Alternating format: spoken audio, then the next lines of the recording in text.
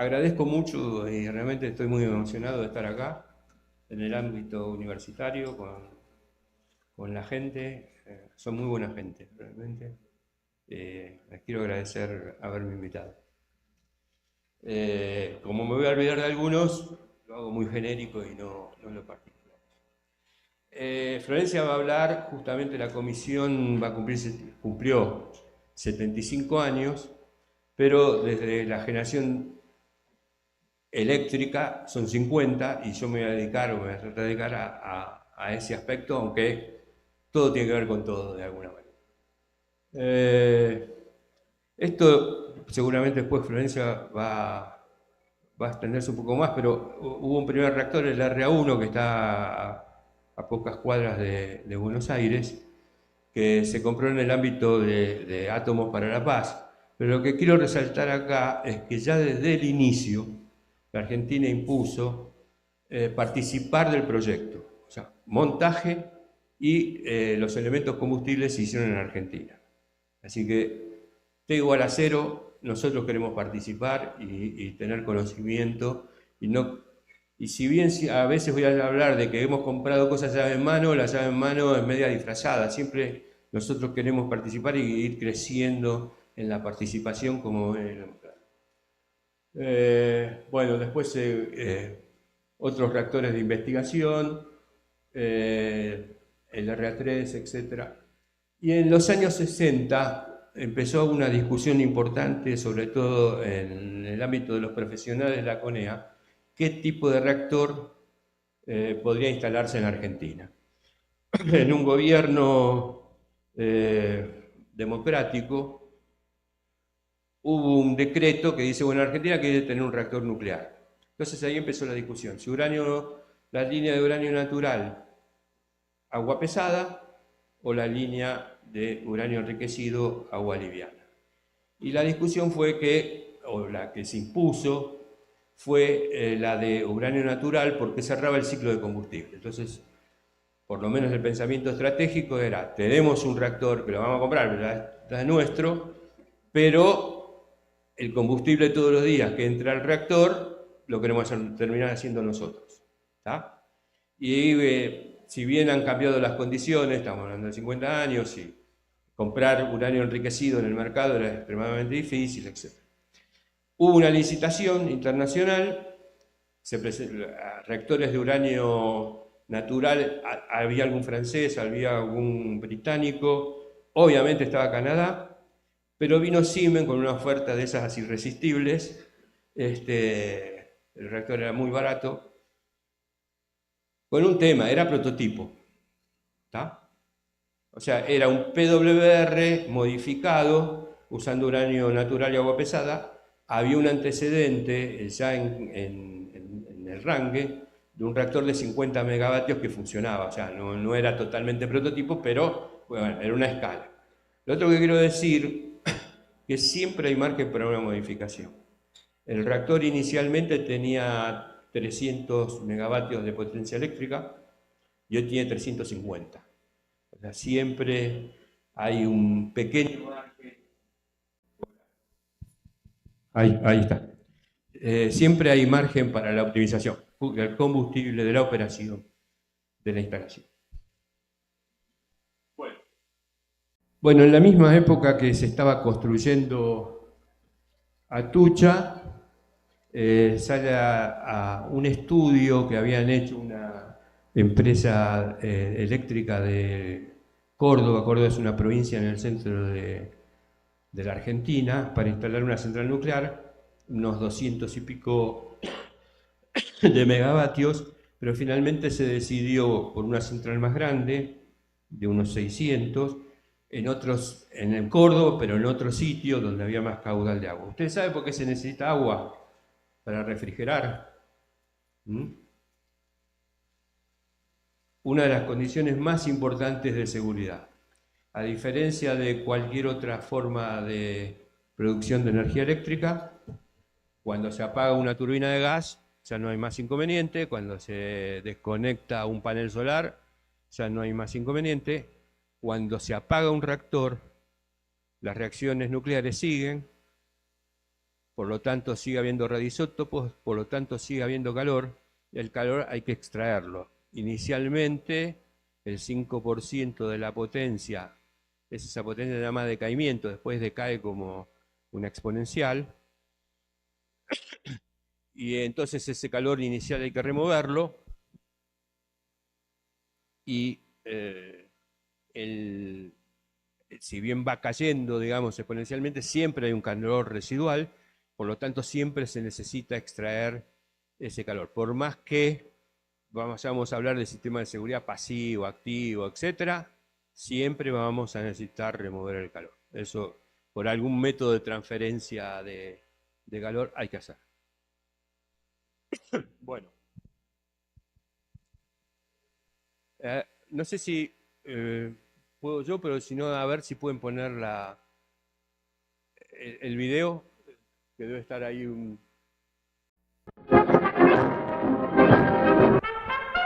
La central nuclear de Atucha representa un paso sensacional en el desarrollo argentino.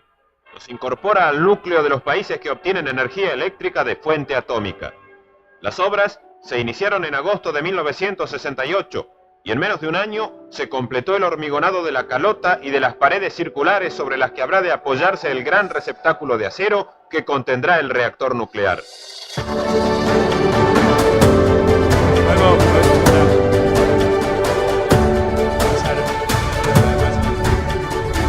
Un detalle, la seguridad industrial era muy floja en esa época. Bueno, fuimos aprendiendo, digamos.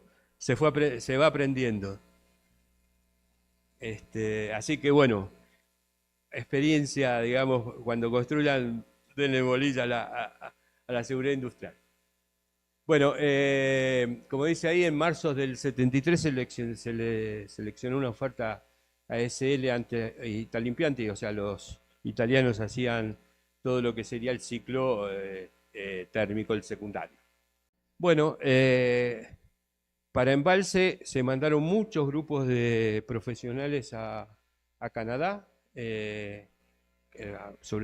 bueno, y obviamente a Italia, porque cada vez queríamos tener más participación. De hecho, después la primera puesta crítico de Embalse se hizo con un personal totalmente argentino, supervisado por Canadá, porque era el responsable.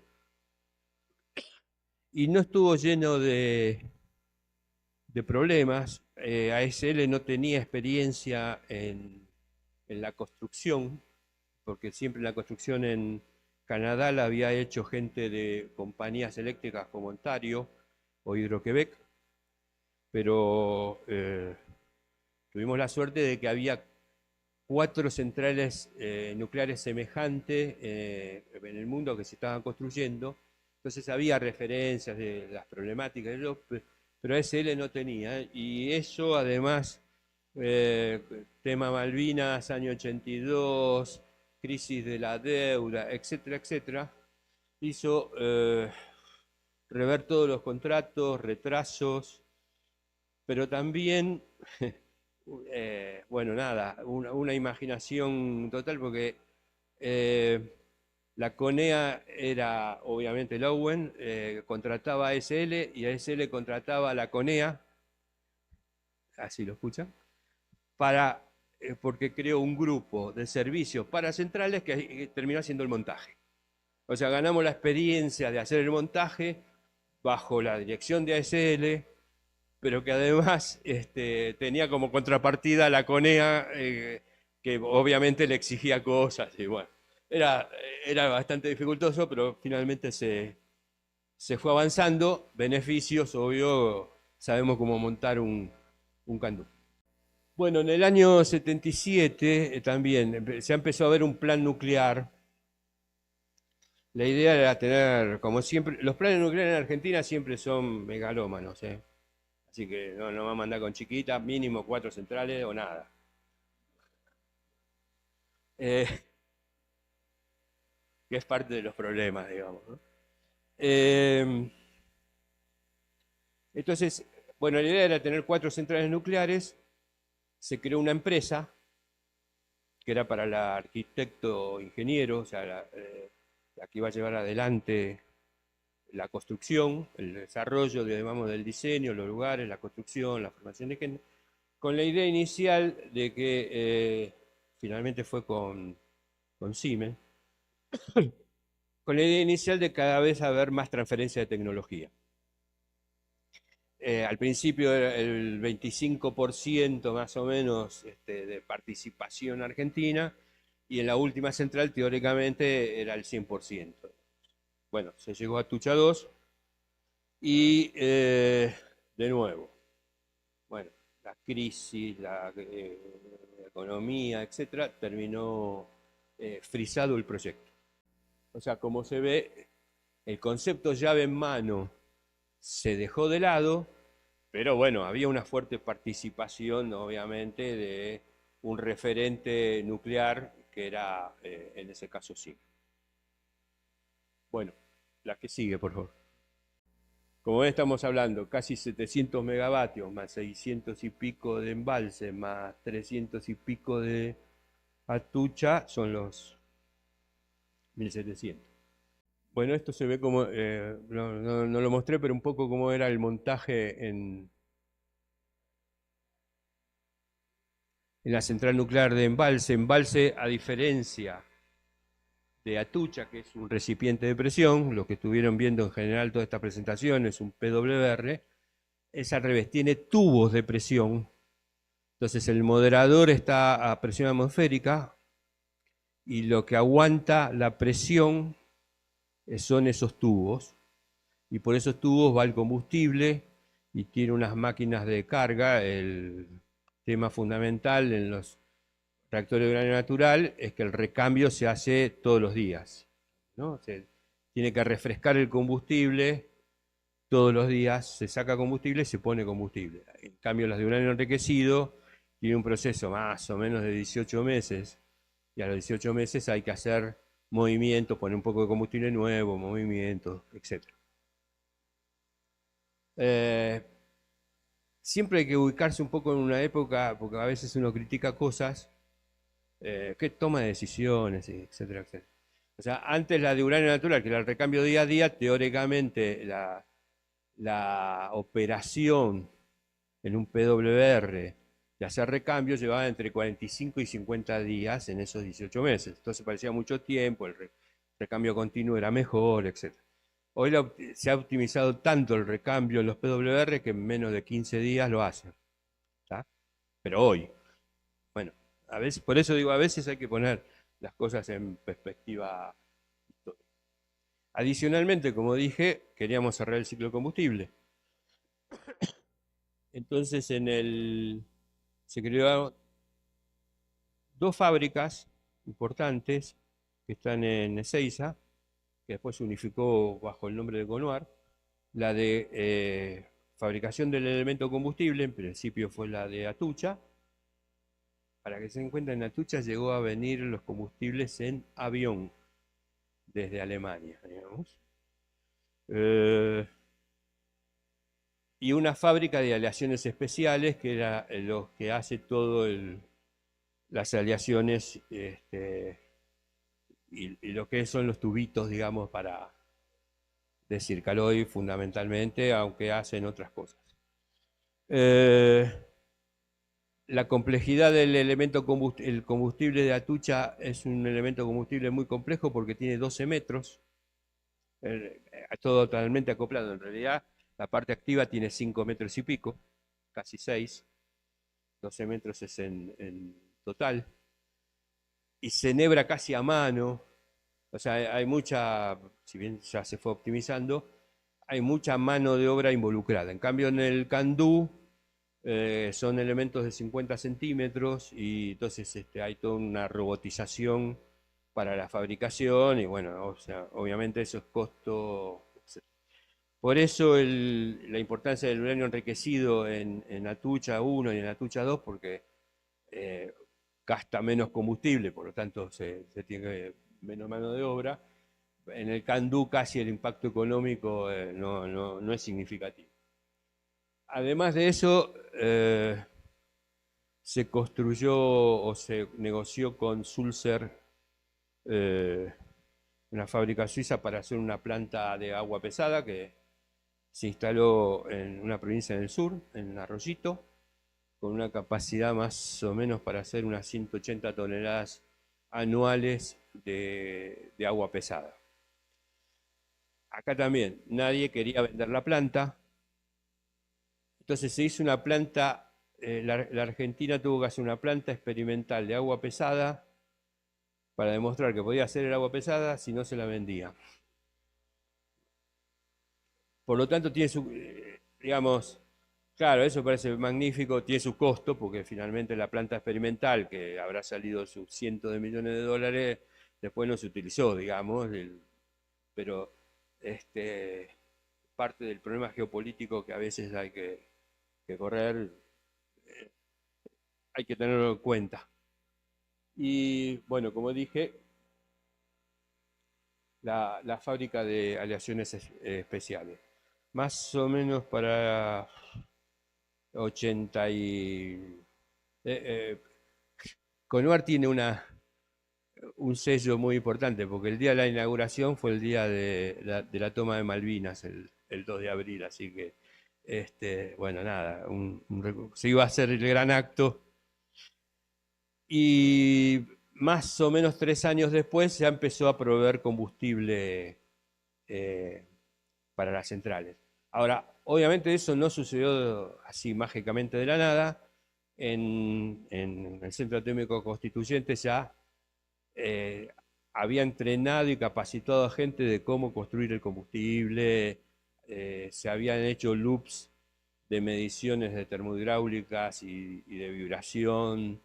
Bueno, hay en Constituyentes está el de baja presión, en el 6 está el de alta presión. O sea, hay todo un soporte científico, tecnológico para llegar a este resultado. O sea, no es que se fue y se compró una fábrica, se la trasladó y se puso. Ahora, del desarrollo inicial hasta tener una fabricación de producción confiable y masiva, pasa mucho tiempo también. Y hay mucho trabajo, hay toda una ingeniería asociada al respecto, digamos, ¿no? O sea, no es que porque logré en el, llamémoslo laboratorio, en una planta pequeña, digamos, en la universidad, eh, haber logrado tener un combustible, eso significa después tener un combustible confiable todos los días, sí, 5.000 combustibles de esos en embalse al año, 200 y pico de combustibles en Atucha 1, 400 combustibles en Atucha 2. Todos los años, que sean confiables, que entren en el reactor, que no se dañen, ¿sí? Hay muchos mecanismos de daño múltiples, la soldadura, etcétera, etcétera. Entonces, una cosa es la soldadura manual en el nivel y ponerlo bajo el microscopio, ¿eh? Y otros después, por ejemplo, el control de calidad, que tiene que soportar que la fabricación lleve adelante todo ese proceso. ¿Y a dónde tengo que apuntar? Ah, bueno. Bueno, en el año 94 eh, entró en crisis el sistema porque el gobierno de esa época decidió que la CONEA tenía que separarse, que tenía todo el clúster nuclear estaba bajo el mando de la CONEA, aún la autoridad regulatoria. Allá había muchas presiones, digamos, para independizarse, etcétera, de que tenía que cambiar la situación y además se viene la época mundial de las privatizaciones. Así que separó a la CONEA en tres partes. Uno es la autoridad regulatoria, que inicialmente era el ente nacional regulador, después con una ley se denominó autoridad regulatoria. La CONEA, que siguió con fundamentalmente toda la parte de investigación y desarrollo, la mejor así. Nucleoeléctrica Argentina que tenía que privatizarse, se habían quedado con las dos centrales en operación, Atucha 2 finalizada, pero venía Atucha 1 de la crisis que dije yo del año 88, que tuvimos un incidente importante, que tuvimos muchas discusiones con Siemens, que se estaba yendo del mercado, así que como que tenía pocos años de vida, con Embalse, que estaba medio en la mitad de su vida útil, pero que tenía 10 años más de operación, y con Atucha 2 frenada. Así que esa privatización muy atractiva no era, y además era una, diría, mal copia de un intento de privatización de las centrales en Gran Bretaña, que también fracasó.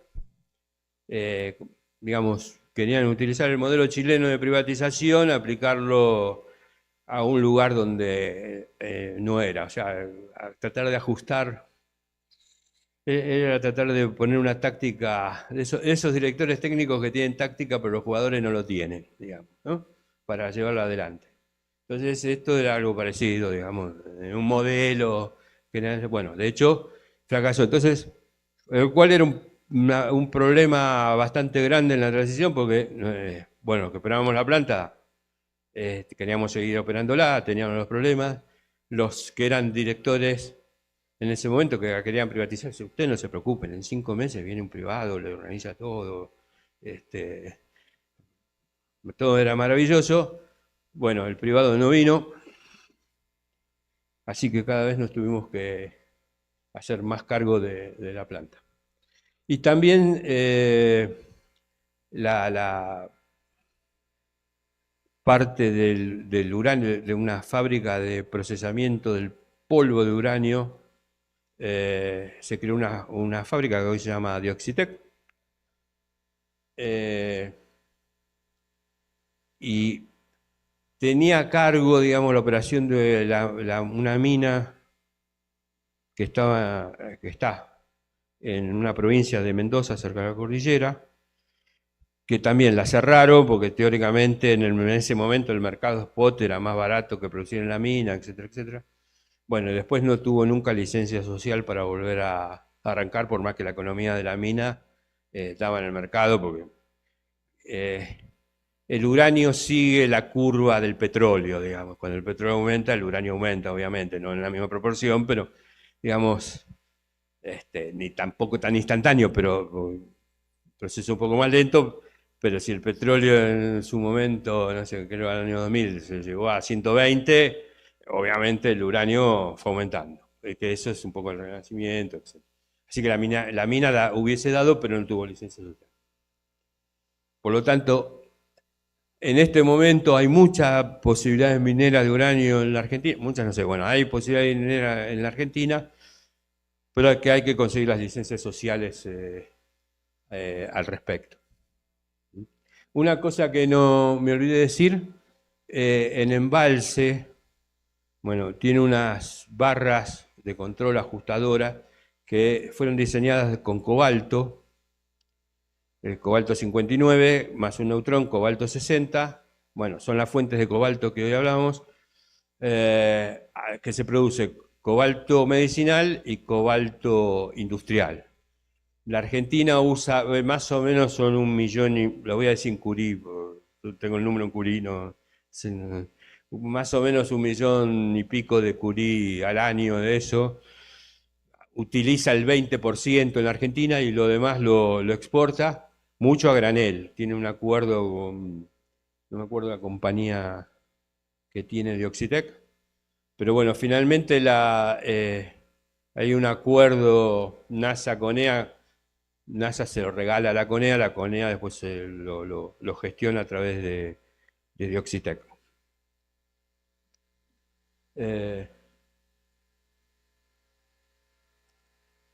Bueno, volvimos a retomar el servicio, quedó paralizado. En el año 2003, después de la crisis del 2001,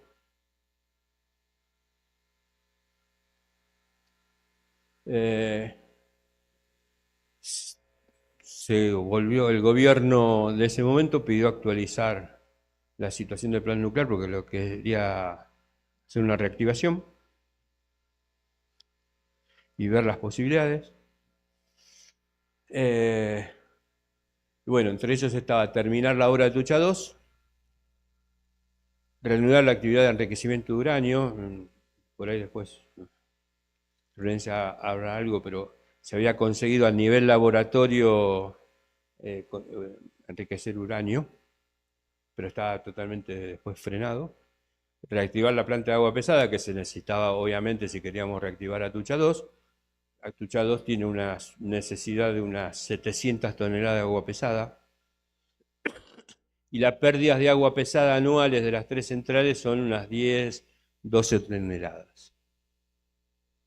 Declarar el proyecto Cannon de interés nacional, iniciar los estudios para una nueva central, bueno, impulsar la minería de uranio y radioisótopos hospitales, etcétera, que seguramente después Florencia va a hablar de ello.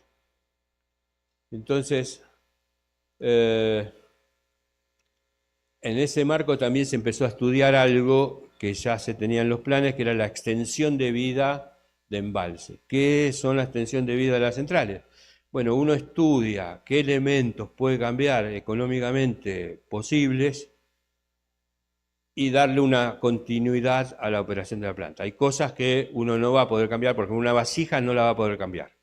Y económicamente no tiene sentido, ya va al desmantelamiento. Pero digamos, cambiar partes, y bueno, económicamente era mucho más importante para que tengan en cuenta. Por ahí una central nuclear en ese momento valía entre 5.000 y 6.000 millones de dólares de 700 megavatios, y con 2.000 millones de dólares le dábamos 25 años más de actividad en embalse. Así que esa era un poco finalizar la construcción y puesta en marcha de la central nuclear de Atucha 2, y también empezar a ver la extensión de vida de Atucha 1. ¿Cuáles son los puntos críticos, por ejemplo, de embalse? El canal ese que yo le dije, donde va el combustible, cuando se irradia, tiene un fenómeno físico que se llama de creep. El creep hace que el elemento, el canal se crezca, entonces topa contra, bueno, las partes finales, que una de las partes la vamos a ver, por lo tanto, digamos, empieza a flexionarse, porque no se puede estirar más. Por lo tanto, hay que cambiarlo. ¿Está? Y además, bueno, tiene un problema del huelgo térmico que además hay que entender, porque en los ciclos, cuando se apaga el reactor, que está lo que se llama frío, 50 grados de temperatura, etc., a después a llevarlo a 300, bueno, entonces esto obviamente se dilata, hay que tener en cuenta todo eso en el diseño. La próxima, de acá nomás.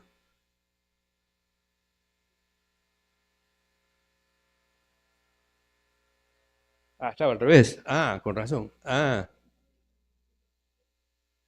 no, pero acá vuelvo. ¿Cuál es para avanzar? Ahí está. Bien. Siempre se aprende algo. Sí. Bueno, solamente para que tengan en cuenta un número. Trabajó en el pico máximo de Atucha 2, 7.000 personas. El pueblo más cercano tenía 10.000. O sea, todos los días, independientemente del desarrollo técnico, conocimiento de neutrónica específico, había que trasladar 7.000 personas, había que darle de comer a 7.000 personas. O sea, toda una logística que hay que tener, que hay que ir aprendiendo con los conflictos sociales, obviamente con los gremios, ¿sí? Hay un manejo, digamos, de estos proyectos que son extremadamente importantes. más las presiones internacionales. Bien.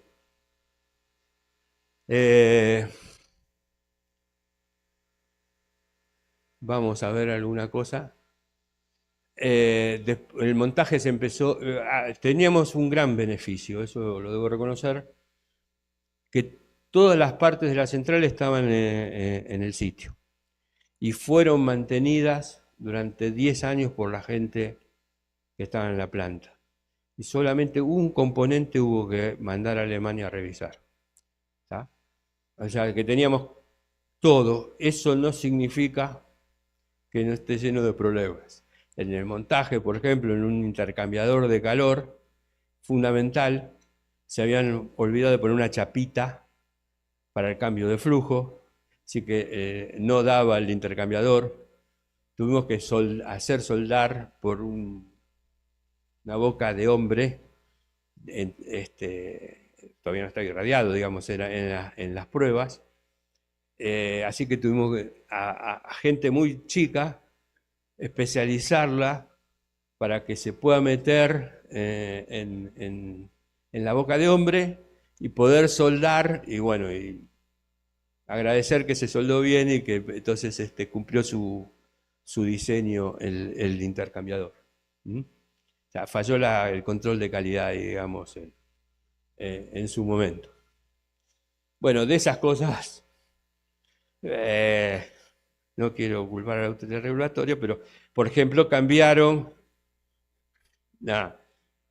cuando hubo cambios de condiciones en el licenciamiento, sería muy largo, digamos, de explicar, pero eso nos hizo poner una instalación para medir, en el caso del LOCA, que estaban hablando la otra vez, que era justamente de pérdida de refrigerante, que es como el accidente más creíble, digamos.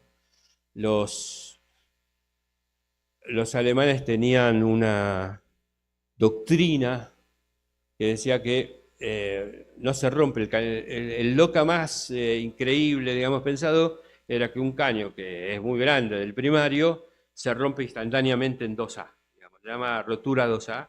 Y hay una... Ahí está. En el relanzamiento del plan nuclear, para nosotros es tema de decisiones. Cuando se hizo el tema de toma de decisiones, cuando se hizo el balance para bajar costos, estuvo siempre generado bajo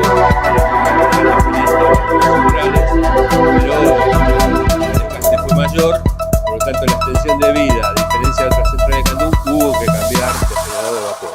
O sea, además de cambiar todo lo demás. Entonces, bueno, está bien, uno puede decir, ¿por qué no hizo tal cosa? Bueno, toma decisión en su momento. Bueno, esto no los quiero aburrir más, esto no va. Bueno, ¿qué pasó en Atucha? Pequeño, ¿qué pasó en Atucha? Había una condición muy importante que habían puesto los alemanes, y en alemán, que era, esto tiene que esperar 30 años, por lo tanto no va a pasar nada. No puede pasar nada, no hay que inspeccionar los internos del reactor. Acuérdense, en un PWR se desarma para cambiar los combustibles, acá no. Entonces, esto va a andar 30 años, no va a haber problema. ¿Qué pasó? Justamente por los temas de creep y dilatación, como los canales donde tienen los elementos combustibles y donde da la instrumentación son tubos que en la parte inferior van ensartadas en un agujerito.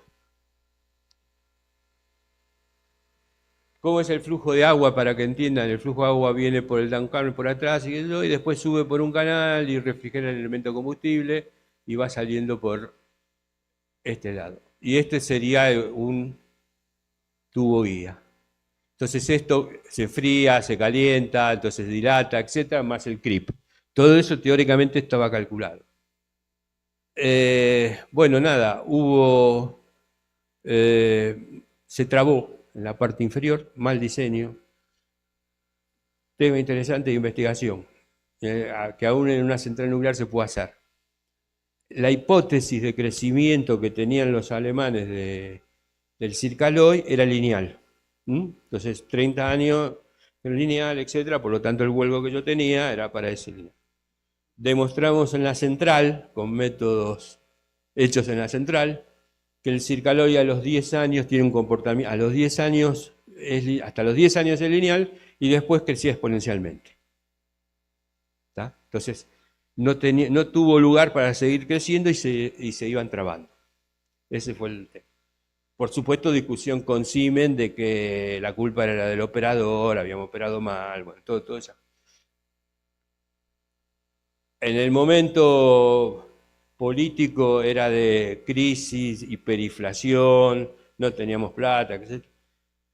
La propuesta, más o menos, lo estoy simplificando, de Siemens era 50 millones de dólares para repararlo sin garantía. Y nosotros lo hicimos por 5.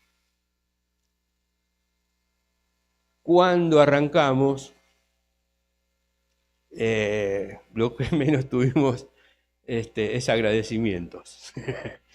Sí, salvo del presidente, porque además, de eso me olvidé, era verano, hubo crisis.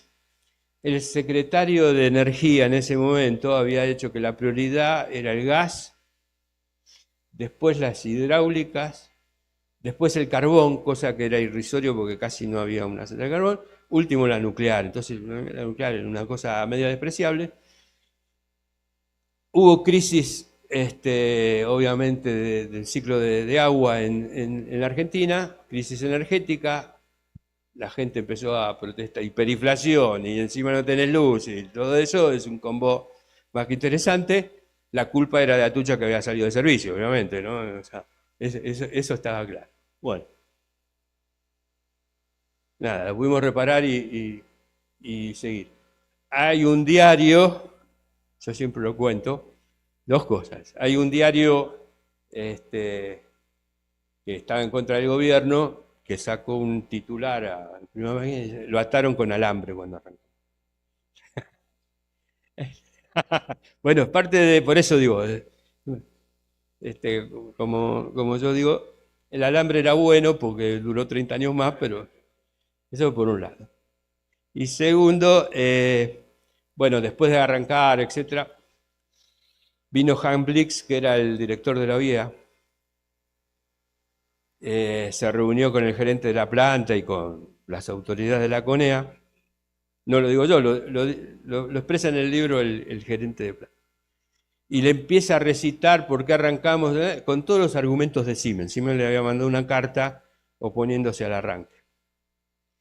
Y el gerente le dice que lo lamentaba, pero que él pensaba que la OIEA era una institución que representaba a todos y no a una empresa. Así que Blix se tuvo que callar y volver a Viena tranquilo. Bueno, nada, seguimos operando. Pero nada, por eso digo, no fue fácil. Bueno, como contaba el otro día, estaba Greenpeace, fiesta completa. Así que...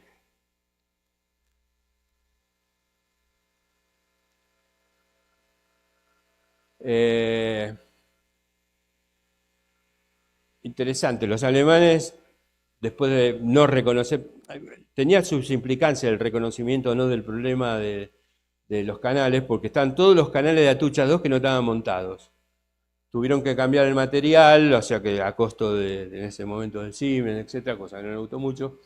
Y bueno, a pesar de eso tuvo que, de nuevo, el diseño de materiales de Circaloy que nos propusieron no es el correcto. De hecho, vamos a tener que cambiar todos los canales de nuevo con otro material, circonio niobio, más parecido a lo que es embalse, que cumple mejor con las condiciones. O sea que de nuevo vamos a tener que cambiar, pero por lo menos ya estaba realizado.